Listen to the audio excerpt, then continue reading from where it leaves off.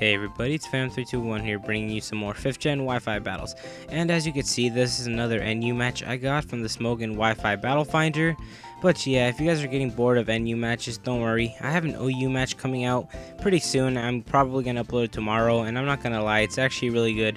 There's one part in the match that, well, if I make the wrong move, then I basically lose the game. So yeah, I'm not going to spoil the rest of it, but just sit back and relax and watch the gameplay. Okay, so for the first Pokemon that I'm going to go ahead and send out, I'm going to go ahead and start off by sending out my Metang, and he's going to go ahead and start off by sending out his Bayonet. For the first move, I'm going to go ahead and set up Stealth Rocks, because I typically like to set up Stealth Rocks early in the match.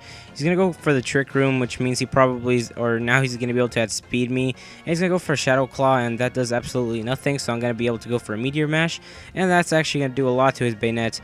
Now, he went for the Destiny Bond. That's actually kind of funny, because in my last video, my Metang got locked into Destiny Bond by the Gardevoir, and the same thing happened here, which kind of is funny. I'm not sure if it's going to happen in any more videos. It might, but if it does, it's going to be hilarious.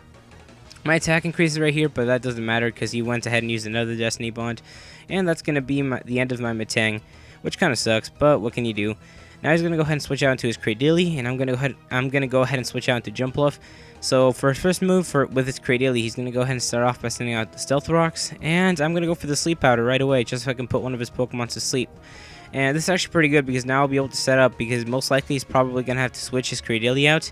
And the dimensions return to normal, so now I'll be able to go first every single time.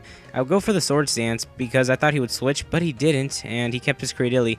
Now this is a very confident move on my part because I thought his Cradily was going to fall asleep or remain sleeping. So I went ahead and went for a second Swords Dance, and that's an overkill basically. But yeah, after this turn I'm going to finish it off with a Flying Gem Acrobatics, and that's going to be the end of his Cradily. So now he's going to go ahead and switch out into his next Pokemon, which is going to be his Torterra, as you're about to see here. I'm not sure why he actually switched into his Torterra. I guess he still thought that the Trick Room was still up, but it isn't, so I'm going to be able to finish off his Torterra with an Acrobatics. Now, the next Pokemon he's going to go ahead and switch out, it's going to be his Weezing, and that's the Pokemon that he should have switched out into in the first place, because I'm going to go ahead and go for I'm going to go for another Acrobatics, hoping to take out the Weezing, but it doesn't, and he goes for the Clear Smog, so now all my stats are back to the originals, which kind of sucks, but what can you do? And right here, you're going to see how much Swords Dance actually helped the Jumpluff. I mean, I'm going to go for an Acrobatics, and look how much it does. Did you see that? It did absolutely nothing, so now he's going to be able to finish me off with a Sludge Bomb, and that's the end of my Jumpluff.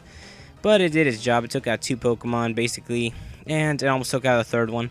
So now I'm going to go ahead and I'm going to go ahead and switch out to my Seismitoad, and I'm going to go ahead and set up the Rain first turn so I can basically get my speed up and my water moves. He's going to go for the Will-O-Wisp, but it doesn't matter because Seismitoad is more of a special attacker.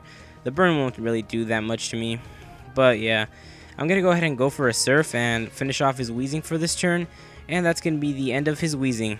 Now he's going to go ahead and switch out into his next Pokemon, and his next Pokemon is going to be his Vileplume. And I make a stupid mistake here. I go for the Surf, but I believe I had Hidden Power Ice on my Seismitoad, so I'm guessing Hidden Power Ice would do way more to the Vileplume than the Surf. But yeah, he's going to go for the Giga Drain, and that's really effective on my Seismitoad, and that's going to be the end of it, and he recovers a lot of his HP. So now that my Seismitoad's dead, I'm going to go out to my next Pokemon, which is going to be my Tauros. And I'm hoping that my Tauros can basically stall this thing. I'm going to go for the Rock Climb just to see how much it does on his Vileplume. And as you're about to see here, it doesn't do that much to the Vileplume, and he's going to be able to get off a Giga Drain and recover the HP that some of the HP that my Tauros did with the Rock Climb. So yeah, now I'm going to go for a Zen Headbutt just to see how much that does, because that's super effective on the Vileplume. And that did a little bit more, but whatever. He's going to be able to finish my Tauros off with a Giga Drain, and that's the end of my Tauros. So now I'm going to go ahead and switch out into my next Pokemon, which is going to go ahead and be my Magmortar, I believe. Am I correct? Yes, it is. It's going to be my Magmortar. And for my Magmortar, I'm going to go straight up and go for a Fire Blast just to take out this Vileplume. And that's a dead Vileplume. So now he's going to go ahead and switch out into his next Pokemon, which is going to go ahead and be his Musharna. And for his Musharna, I'm not even sure if I pronounced it right, but whatever. I'm going to go ahead and go for the Fire Blast just to see how much that thing does. And that did a decent amount of damage, and I got the burn off, which is actually pretty good. But he has the ability Synchronize, but it doesn't affect my Magmortar, which is really good. He's going to go ahead and go for the Psychic, and I'm going to be able to live it with 15 HP left.